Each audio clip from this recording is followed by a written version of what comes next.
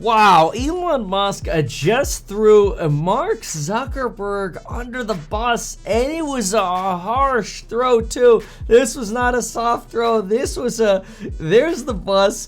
I am grabbing you and making sure you are placed right under the wheel, and oh, this was one of the most direct slams that I've seen by Elon Musk on another billionaire, and this one, let's just say Elon did not hold back an ounce. Take a listen to this clip, and then what we're going to do is fact check some of it. Let's listen in right here. Facebook do this. I know that Zuckerberg has said, and I take him at face value, that he, I do actually in this way, that he is a kind of old-fashioned liberal who doesn't like to censor. He has, but he, like, why wouldn't a company like that take the stand that you have taken, which is pretty rooted in American traditional political custom, for free speech?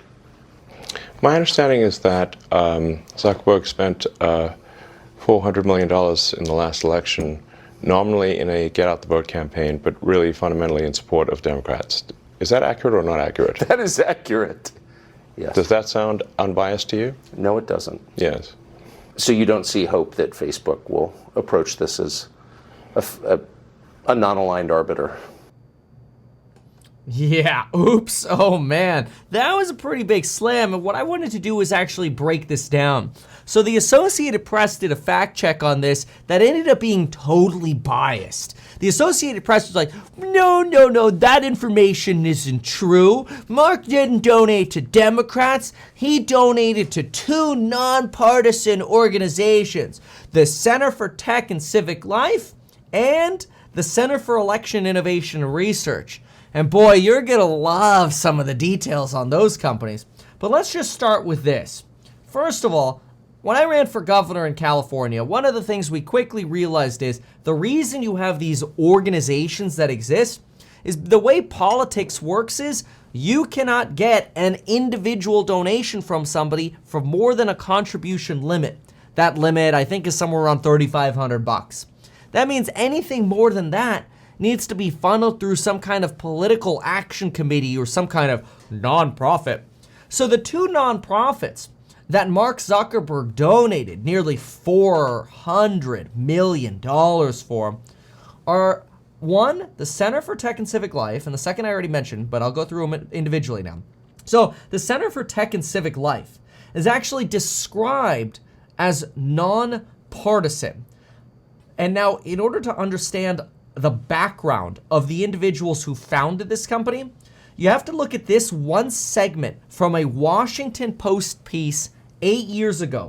8 years ago, the Washington Post tells you there's this company called the New Organizing Institute, or NOI. It's a basic democratic indoctrination boot camp. They say it's an annual boot camp that gives rookies a basic set of skills, a crash course that helps them develop wider talent and knowledge infrastructure that many Democrats credit when discussing their technological gains in the last few election cycles. Blah, blah, blah, blah. Basically, it's like a Mormon indoctrination camp. Instead of one of those you go to learn about how to be a Mormon and serve your mission, it's how to serve your mission as a Democrat, okay?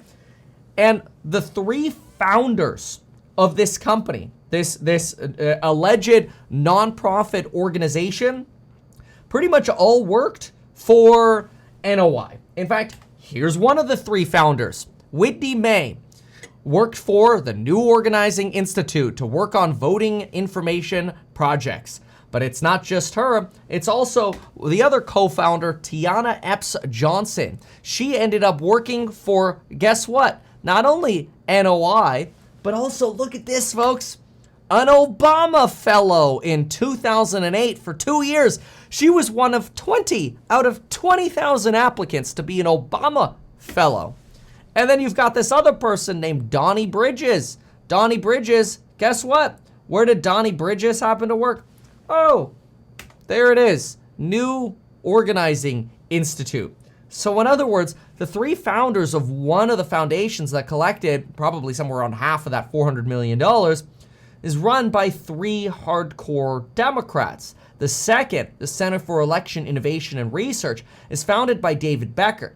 You only have to go to his Twitter or Google his name and you find that he's described as a hardcore leftist who hates conservatives.